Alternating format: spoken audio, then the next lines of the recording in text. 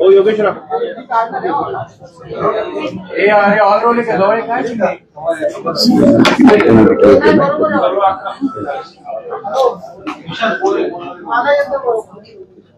चला सुरू करायचं।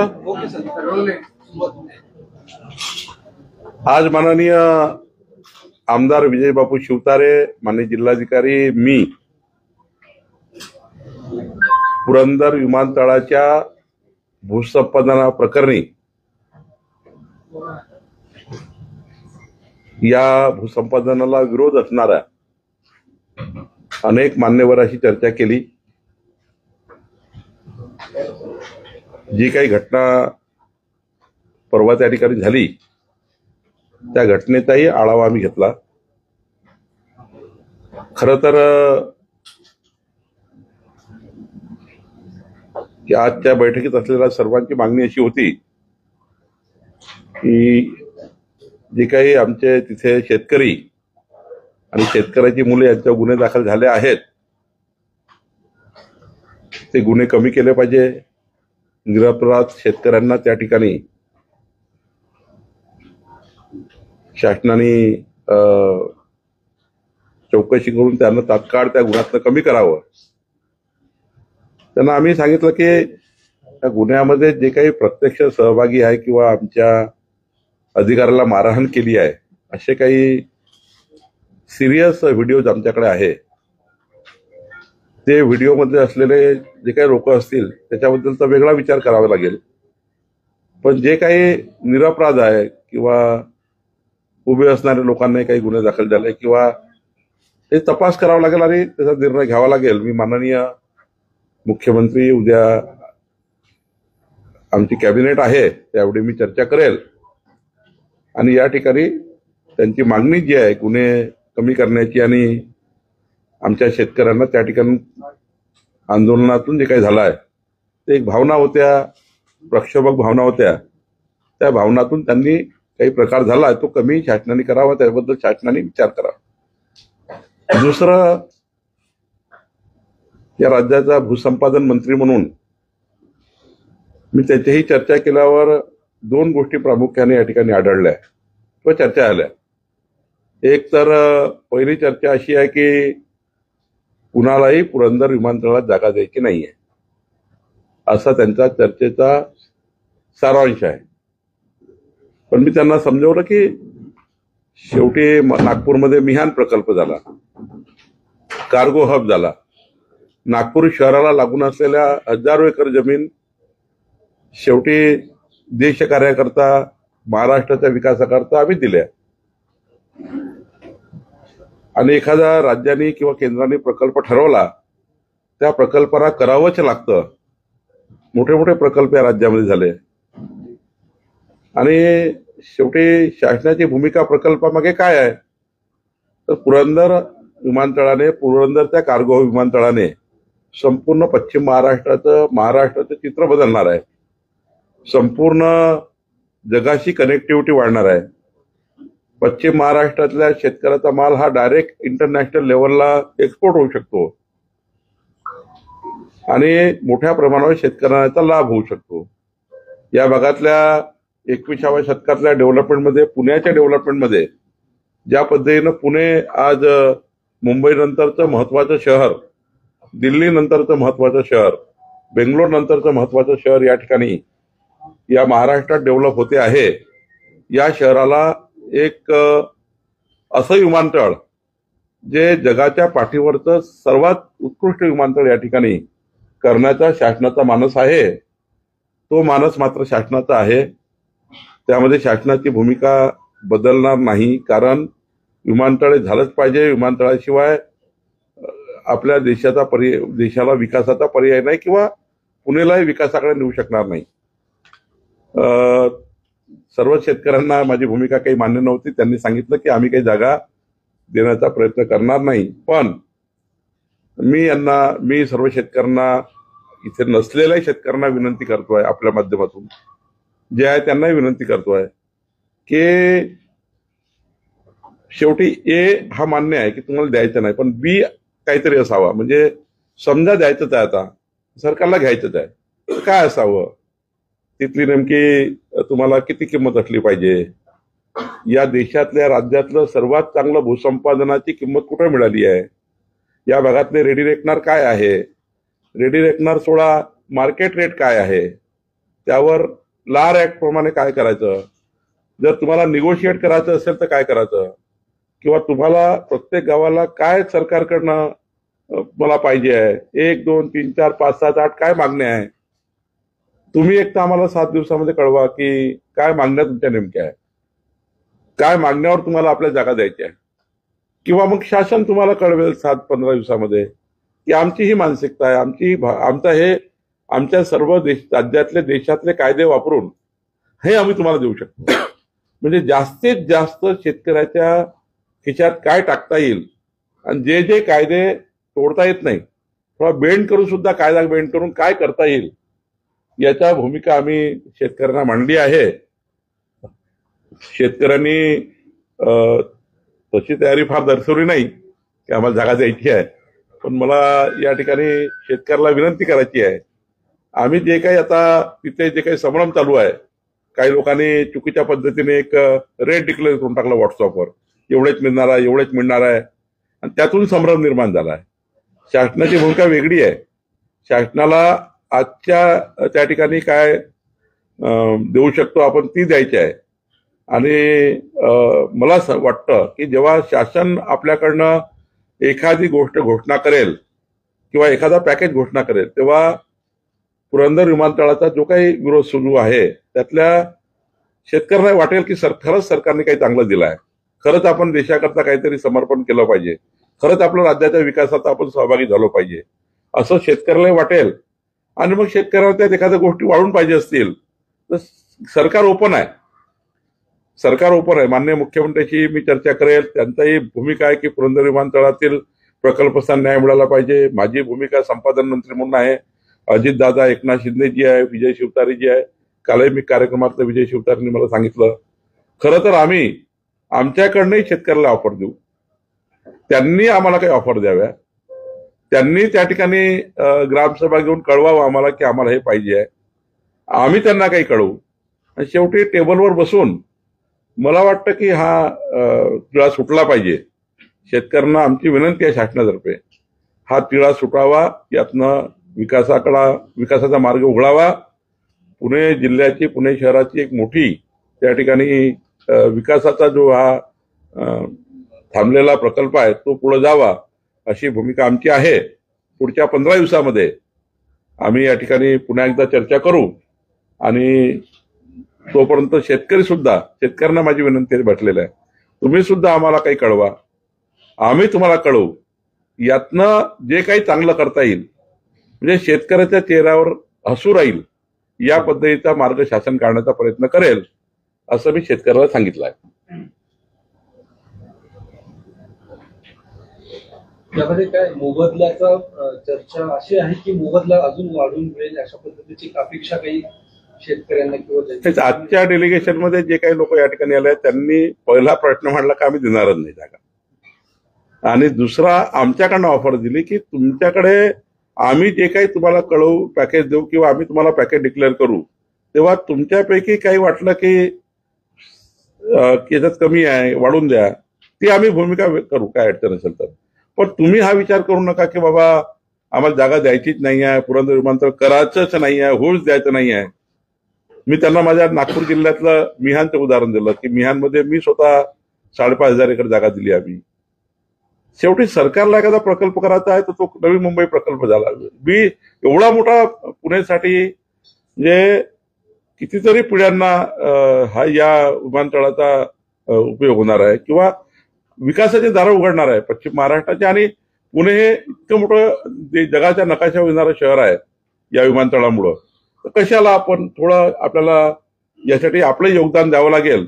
तुमच्या मनात हृदयात हे आहे की आम्हाला हे मिळालं पाहिजे, ते आम्हाला कळवा, आम्ही याच्यावर पॅकेज तयार करू. मी तर त्यांना ऑफर दिली आहे, तुम्ही आम्हाला कळवा, तुमच्या म्हणण्यावर आम्ही पॅकेज तयार करू किंवा आम्ही डिक्लेअर करतो, त्यावर तुम्ही चर्चा करा. तर असं याच्यावर आम्ही आलो आहे. शेतकऱ्यांना किंवा तिथल्या ग्रामस्थांना पुनर्वसनाची अपेक्षा आहे असं अनेक शेतकरी बोलत आहेत, ग्रामस्थ बोलत आहेत.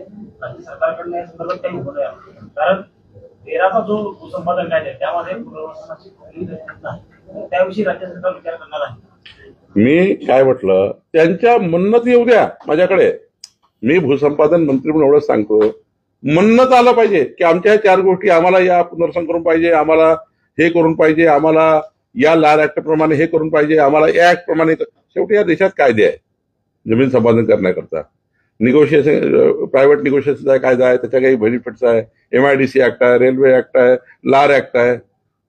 याच्यात लार ऍक्टच आहे राज्य शासनाचा, आणि लार ऍक्ट लावलेला आहे. त्याच्यामध्ये अजून काही आम्हाला काय करता येईल, पण 2 गोष्टी आहे. मागणी आली तर टेबलवर मागणी फ्रेम करता येईल, सोडवता येईल, किंवा शासनाने आम्ही आमच्याकडनं पॅकेज आम्ही डिक्लेअर केलं ते मान्य होणार नाही. त्यांच्याकडनं मागणी आलं तर आम्हाला उत्तम होईल, आम्ही त्याच्यावर विचार करू. मी 7ही गावांना विनंती केली, तुम्ही आपापल्या गावाच्या ग्रामसभा घेऊन 1, 2, 3, 4, 5, 6, 7, 8 आम्हाला हे पाहिजे. पण तुम्ही हा मुद्द्यावर आणलेला आहे की आम्हाला द्यायचंच नाहीये, आम्हाला करायचंच नाहीये.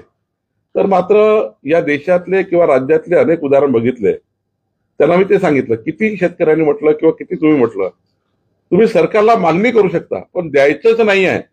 आणि त्याच्यातून इतकं मोठं हित या, शेवटी हा प्रकल्प जेव्हा डिझाईन झाला तेव्हा या प्रकल्प इथे का व्हावा याचे पॅरामीटर ठरले, त्याचेही टेक्निकल पॅरामीटर ठरले असतील. प्रकल्प या ठिकाणी, त्यांचा म्हणा प्रकल्प दुसरीकडे करा. दुसरीकडे एकदा ठरलं की ते करायचं, आणि का ठरलं की त्याच्यामध्ये अनेक एजन्सीनी, अनेक त्या ठिकाणी तेव्हाच्या टेक्निकल एजन्सीने रिपोर्ट दिलाय इथेच झालं पाहिजे, कारण इथे झालं याच्याशी का दुश्मनी आहे शेतकऱ्याची आमची, किंवा तिकडे झालं का इकडे झालं का, शेवटी कोणाची जमीन घ्यावीच लागणार. तर मी त्याला समजून सांगितलं आहे. माझी विनंती आपल्या माध्यमातून सर्व शेतकऱ्यांना आहे की त्यांनी आपापल्या गावाचे ऑफर आम्हाला द्यावे. आणि आतापर्यंत त्यांनी छान, म्हणजे 2018 पासून जे काही ऑफर दिले आम्हाला ग्रामसभेतून, द्यायची नाही असे ऑफर दिले सरकारला. जेवढ्या ग्रामसभा झाल्या भागात तेवढ्या द्यायचंच नाही अशा पत्र आले आहेत. आता मी त्यांना म्हटलं आहे की तुम्ही याचा बी पार्ट विचार करा आणि आम्हाला ऑफर द्या, नाहीतर सरकार आपल्याकडनं मग एक ऑफर देईल. तर आता या सगळ्या गोंधळानंतर तिथलं जे सर्वेक्षण आहे ते थांबवलेलं आहे का ते सुरूच राहणार? नाही, आम्ही थांबवलं आहे.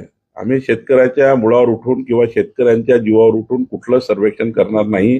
माननीय मुख्यमंत्र्यांना मी बोलतो, 15 दिवस आम्ही वेळ मागितली आहे. मी शेतकऱ्यांना विनंती करतोय वारंवार की पार्ट बीचा विचार करा, एचा विचार थोडा देशाकरता राज्याकरता सोडून द्या. ए म्हणजे देणार नाही, बी म्हणजे देऊ पण कसं पाहिजे ते आम्ही विचार त्यांना विनंती केली आहे. भूसंपादन मंत्री, महसूल मंत्री, मी सर्व शेतकऱ्यांना विनंती केली आहे. मी तुमच्या मध्यस्थी करायला तयार आहे. मला त्या ठिकाणी लार ऍक्टचा अधिकार आहे, त्यामुळं आपण त्यांच्या भल्याकरता जेवढं करता येईल तेवढं करू. किती टक्के शेतकरी तयार आहेत आणि किती विरोध करतात? काहीच आज तर सांगितलं ना मी तुम्हाला, पार्ट हे आज आहे की काहीच तयार नाही, त्यांची इच्छाच नाही जे आलं आहे त्यांची. पण मी त्यांना शासनाकडे सांगितलं की असं होत नाही, की नाही तयारच नाही, असं होत नाही. तुम्ही पार्ट बी वर चर्चा करा. ते म्हणले की आज मी पार्ट बी करू सांगू शकत नाही, आम्ही आपल्या गावात जाऊ बोलू. पण ते त्यांचाही किती बोलता येईल त्यांना किती लोक ऐकतील शेतकरी हे माहिती नाही. पण तरी मी तुमच्या माध्यमातून, त्यांच्या माध्यमातून शेतकऱ्याला तुम्ही आपल्या प्रेसच्या माध्यमातून लिहा की आमची ऑफर आहे सरकारला की त्यांना काय पाहिजे आहे. त्यांनी हा हट्ट सोडावा की विमानतळच होऊ देणार नाही, विमानतळ होऊ देणार नाही हा हट्ट सोडावा. याऐवजी शासनाने काय काय केलं पाहिजे यावर शासन चर्चा करायला तयार आहे, जिल्हाधिकारी चर्चा करायला तयार आहे. आमचे जिल्हाधिकारी 7ही गावाचे ऑफर घेतील आणि त्याच्यावर फायनल स्टेटमेंट तयार करतील. मंत्रिमंडळासमोर जाऊ गरज पडली तर. पण पुणे विमानतळ, पुरंदर विमानतळ झालं पाहिजे याच्यात तर कोणाच्या मनात काही ना नाही आहे. ते शासन ठरवलेलं आहे शासनाने, आणि शासनाने ठरवलं तर ते करावंच लागेल. 7 गावातील अनेक शेतकरी विरोध करतात, नेमकी 100% शेतकरी विरोध करतात का, हा एक मुद्दा.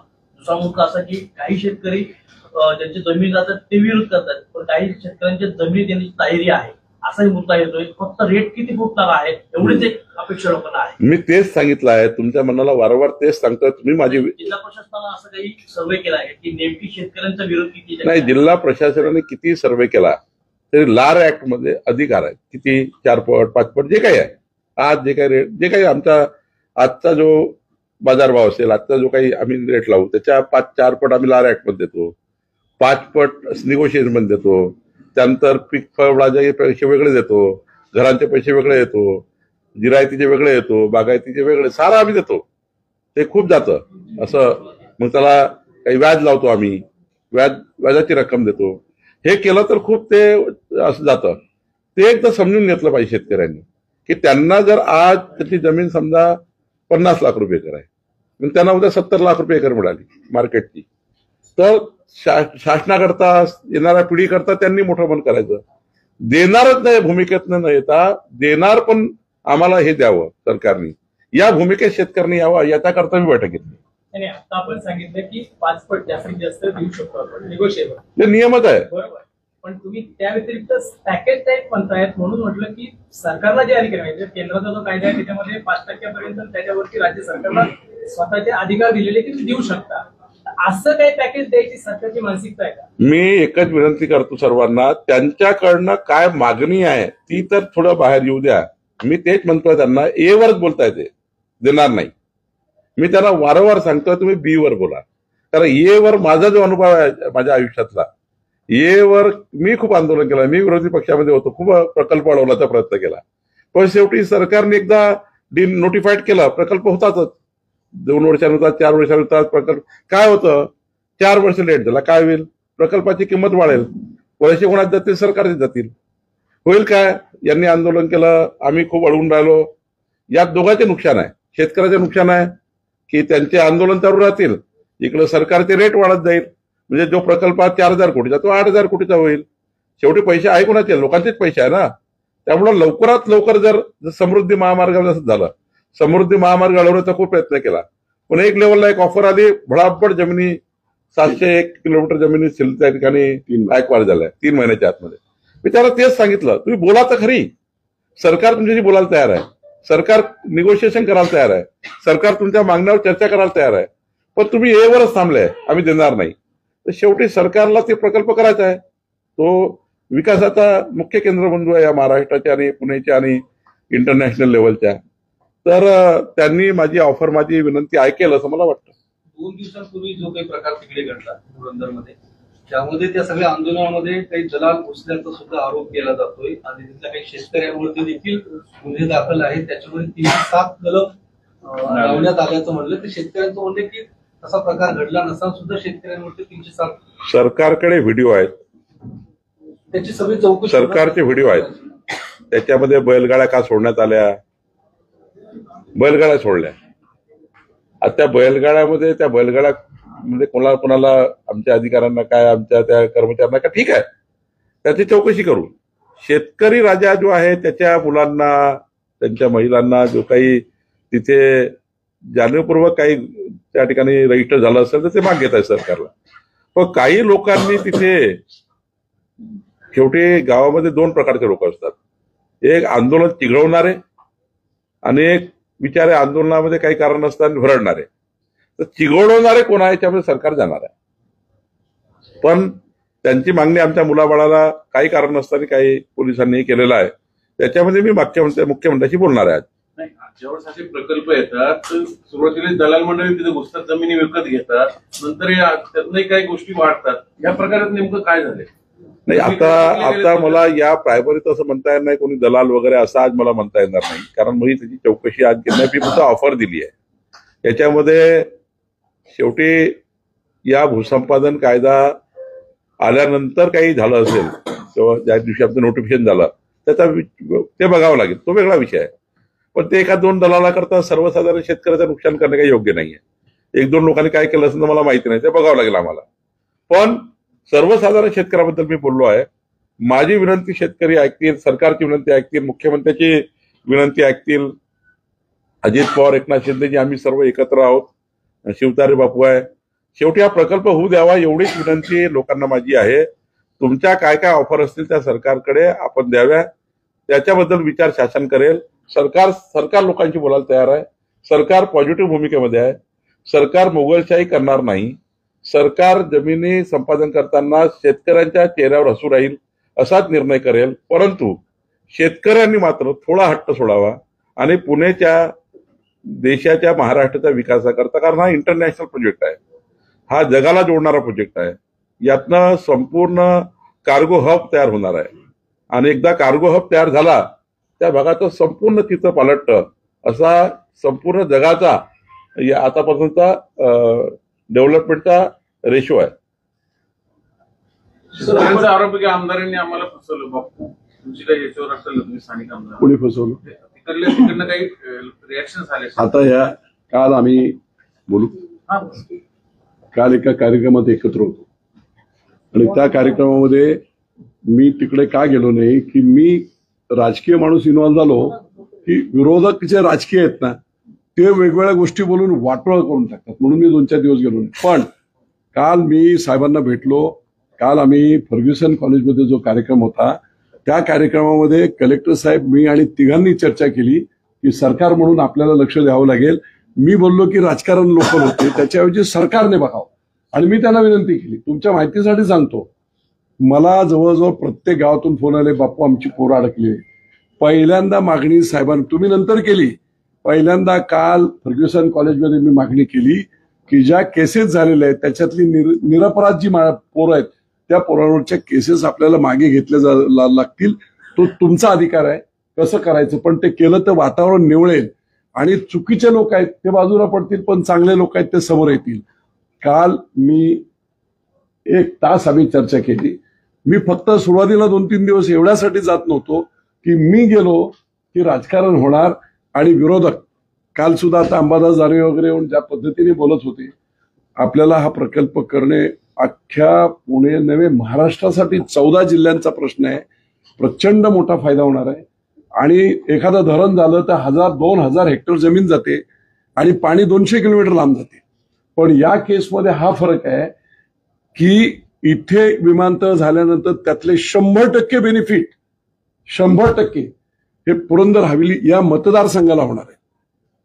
कारण विमानतळ आलं की तिथले सगळं डीपी होणार, हे होणार, कुठे बिल्डिंग होणार, कुठे काय होणार, कुठे कोल्ड रूम होणार, कुठे शाळा होणार. सगळ्या तरुण पोरांना, नवीन पिढीला चांगल्या संध्या मिळणार आहे. ते परत परत मी सांगत असतो आणि म्हणून जसं साहेबांनी सांगितलं तसं माझी विनंती हीच असेल की तो देणारच नाही, याच्यापेक्षा काय काय ऑप्शन होत आहेत त्या बेस्ट ऑप्शन. मी जेवढ्या लोकांनी मला हे केलं त्या सगळ्या लोकांना, इथे कुंभारकर बसलेले आहेत वगैरे, शेवटच्या क्षणाला तुमचा आमदार म्हणून तुमच्यावर कुठच्याही प्रकारचा अन्याय होत असेल तो मी होऊ देणार नाही. पहिला माणूस मी असेल जर चुकीचं होत असेल तर मी ऑलरेडी जाहीर केलेलं आहे. त्यामुळे असा काही गैरसमज नाही. सरकारचा जो निर्णय त्याच्याबरोबर मीच देखील आहे आणि शेतकऱ्यांबरोबर सुद्धा आहे.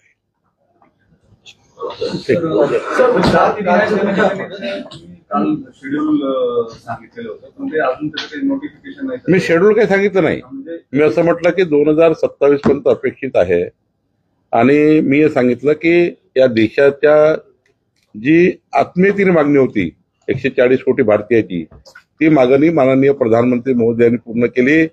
या देशामध्ये जातीय जनगणना याकरता हजारो आंदोलनं, शेकडो आंदोलनं देशामध्ये सुरू आहेत, होते, अनेक कालापासून होते. पण माननीय प्रधानमंत्र्यांनी सेन्सस करत असताना जनतेच्या हृदयाची मागणी मान्य केली, म्हणून मी त्यांचा अभिनंदनाचा प्रस्ताव पारित केला.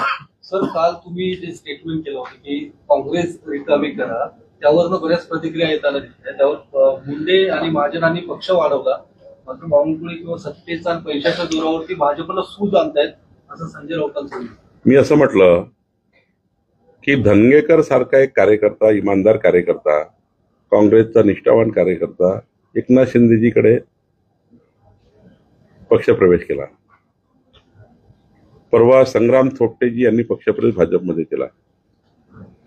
विदर्भामध्ये, मराठवाड्यामध्ये, महाराष्ट्रामध्ये मोठ्या प्रमाणावर काँग्रेसचे रोज पक्षप्रवेश मंगळवारी भाजप कार्यालयात सुरूच आहेत.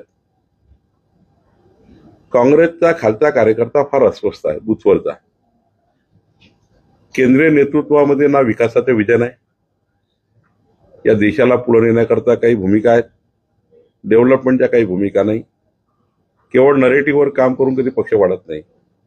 राज्याच्याही, मला कोणाचं नाव घ्यायचं नाही, राज्याच्याही काँग्रेसच्या नेतृत्वामध्ये आपल्या पक्षाला पुढे नेण्याकरता कुठली भूमिका घेता येत नाहीये.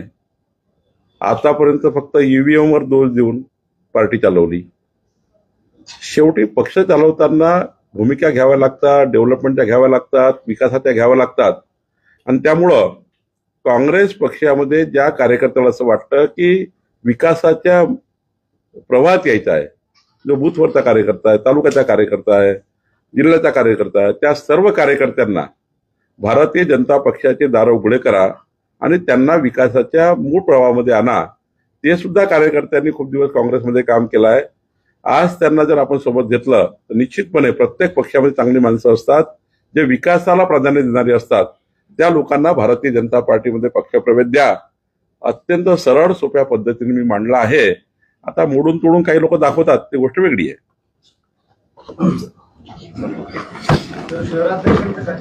लवकरच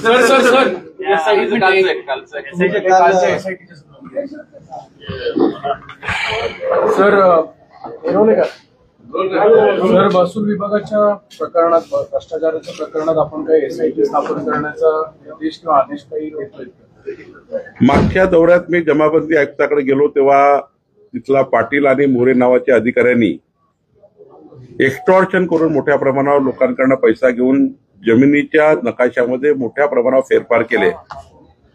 म्हणजे यांच्या जमिनी त्यांच्या नावानं, त्यांच्या जमिनी त्यांच्या नावानं, त्या जमिनीवर मग महानगरपालिकेने वेगवेगळ्या पद्धतीने त्यांचे लेआउट पाडले. काही बिल्डिंग तयार झाल्या, बिल्डिंगला सँक्शन महानगरपालिकेने दिले.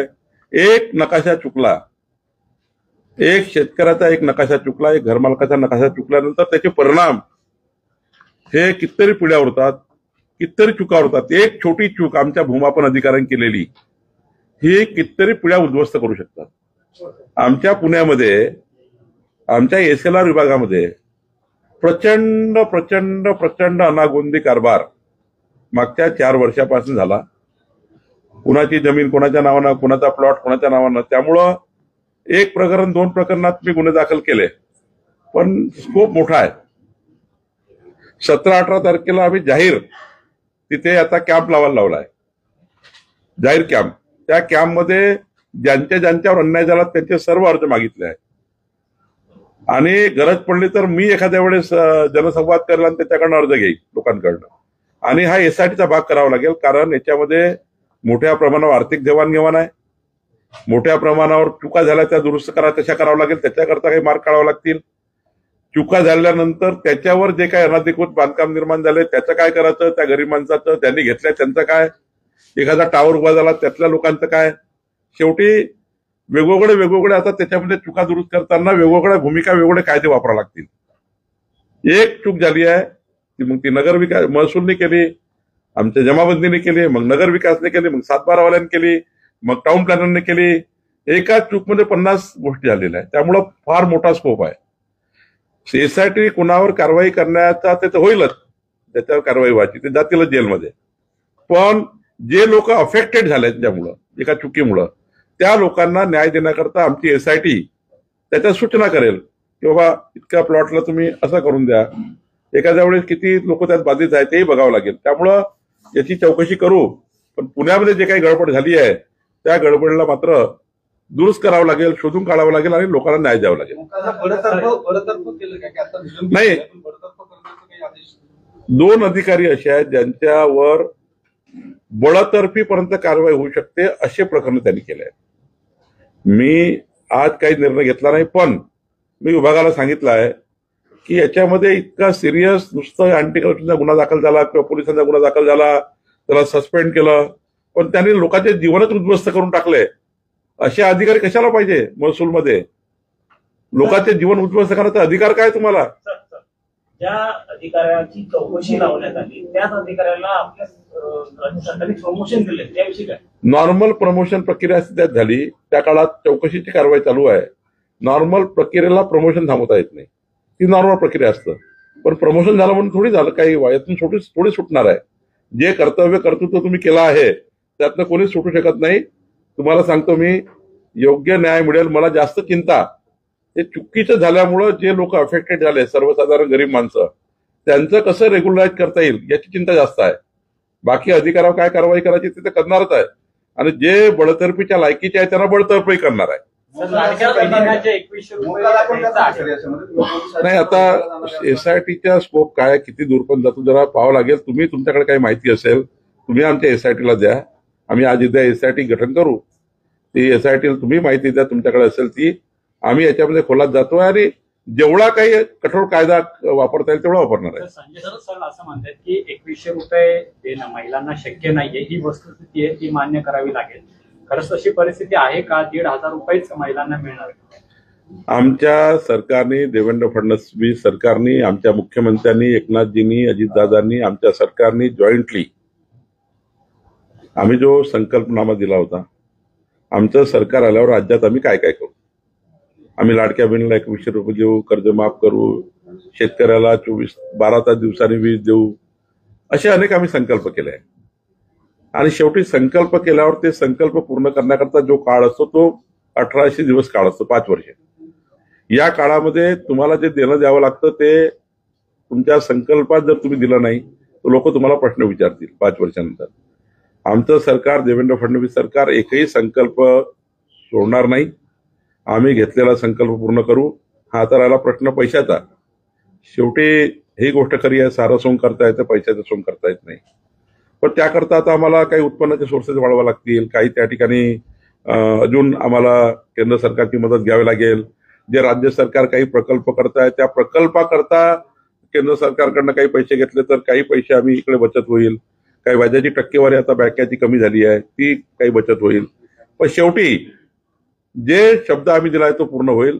सामाजिक न्याय मंत्री काय बोलले मला माहिती नाही, पण सामाजिक न्याय मंत्री च्या भागातील जे काही आमच्या लाडक्या बहिणी आहे, आदिवासी भागातील लाडक्या बहिणी आहे, सर्वच खात्यांनी म्हणून आपापल्या जे काही लाभार्थी आहेत त्यांना आपल्याला सर्वांना मदत करावी लागतं.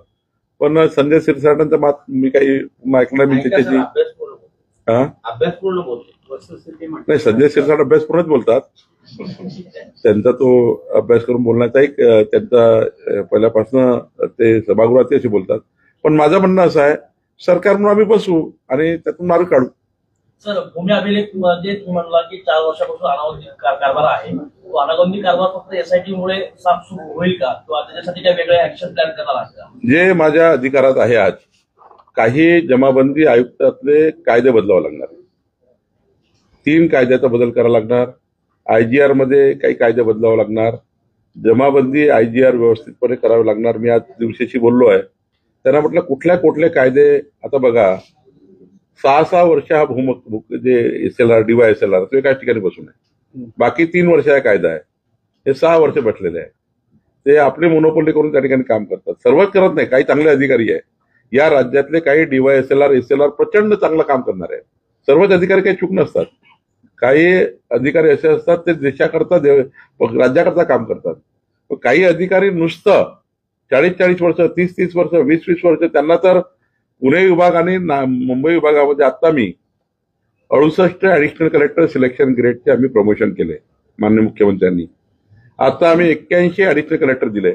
यातले कितीतरी लोक असे होते ज्यांनी फक्त पुणे मुंबईचाच गुगल मॅप बघितला. कधी महाराष्ट्रामध्ये कधी गडचिरोलीला गुगल मॅप आहे, कधी नंदुरबार गुगल मॅप मध्ये आहे, माहित नव्हतं. आता जावं लागलं त्यांना. हे जे पद्धती आहे इथे ट्रान्सफर करणे, इथेच राहणे, इथे जे करणे, याच्यामुळे ज्या प्रवृत्ती वळवलेल्या आहे, आमच्या मान्य देवेंद्र फडणवीस सरकार, गतिमान सरकार, पारदर्शी सरकार म्हणून आम्ही काम करू. गरज पडली तर जमाबंदी आयुक्ताकडे कायदे बदलवू, गरज पडली तर आयजीआर कडे कायदे बदलू. याच्यामध्ये खूप कालबाह्य कायदे झाले आहेत. त्यामुळे या कायद्याचा काहीतरी दुरुपयोग करून थोडासा कायद्याचे अधिकार चुकीचे वापरून श्रीमंताकरता काम केलं जातं आणि गरीब माणसावर अन्याय होतो. आणि तो अन्याय इतका मोठा होतो की त्याचं जीवन उद्ध्वस्त होतं. म्हणून याच्यामध्ये आम्ही सुधारणा करणार आहे. मला सर्वच महसूल मंत्र्यांनी त्यांच्या काळामध्ये चांगलं काम केलं आहे. मला तो अधिकार प्राप्त नाही आहे, पण माझ्या कार्यकाळामध्ये हे महसूल खातं माननीय मुख्यमंत्र्यांनी सुचवल्याप्रमाणे गतिशील आणि पारदर्शी कसं चालेल याची काळजी मी घेईन. अशोक चव्हाण म्हणतात की राष्ट्रीय पक्ष कधी संपवत नाही. तुमच्या त्या स्टेटमेंटवर त्यांचं ते उत्तर आले. मी कुठे म्हटलं पक्ष संपवा, मी कुठे म्हटलं काही करा. मी एवढंच म्हटलं काँग्रेसमधले अस्वस्थ कार्यकर्ते, परवाच अशोक चव्हाण साहेब 40-50 कार्यकर्ते घेऊन आले होते. त्यांचाच मंगळवारी पक्षप्रवेश झाला. ते आहे ना, मंगळवारी अशोक चव्हाण साहेब आले होते. मला सांगा, कुठंतरी कोणाला जावं लागेल ना. धनगेकर गेलेत ना एकनाथ शिंदे साहेबाकडे. धनगेकरनी किती इमानदार कार्यकर्ते काँग्रेसचे, म्हणजे एक लोकसभा एक विधानसभा याच वर्षी लढली, पण धनगेकर गेलेत ना. तसे या संग्राम थोपटे साहेबांनी पक्षप्रवेश केलात ना. असे कार्यकर्ते या महाराष्ट्रात खूप आहेत, त्याची यादी मोठी आहे. तर ती यादी काही सांगणं योग्य नाही. पण मला काही कोणाचा पक्ष फोडायचा नाही आहे, आम्हाला पक्ष फोडायची गरजही नाही आहे. पण विकासाच्या महाराष्ट्राच्या विकासाकरता, विकसित महाराष्ट्राकरता देवेंद्र फडणवीसजींना साथ द्यायची आहे. असे जे काही आमचे बूथपासून तर राज्यापर्यंत काँग्रेसचे कार्यकर्ते आहेत, त्यांना इमानदारीने वाटतं की विदर्भाचे डेव्हलपमेंट कोण करू शकतं, देवेंद्र फडणवीस करू शकतात. तिथले कार्यकर्ते येत आहे. विकसित महाराष्ट्राकरता देवेंद्र फडणवीसजी, विकसित देशाकरता नरेंद्र मोदीजी, या दोघांनाही ज्यांना सपोर्ट करायचा आहे आणि एकनाथ शिंदेजींना ज्यांना सपोर्ट करायचा आहे ते एकनाथ शिंदेजीकडे जात आहे आणि अजितदादाकडे ज्यांना जायचं त्या अजितदादाकडे जात आहे. आम्ही तीनही पक्ष आपापले वाढवतोय. तीनही पक्षाची जबाबदारी आहे आपला पक्ष वाढवणे. शेवटी घटनेमध्ये निष्ठावंतांची काळजी करू नका. त्यांना संपूर्ण पद्धतीने चांगल्या पद्धतीने त्यांची संमती घेऊन, निष्ठावंताची संमती घेऊन आम्ही पक्षप्रवेश करतोय.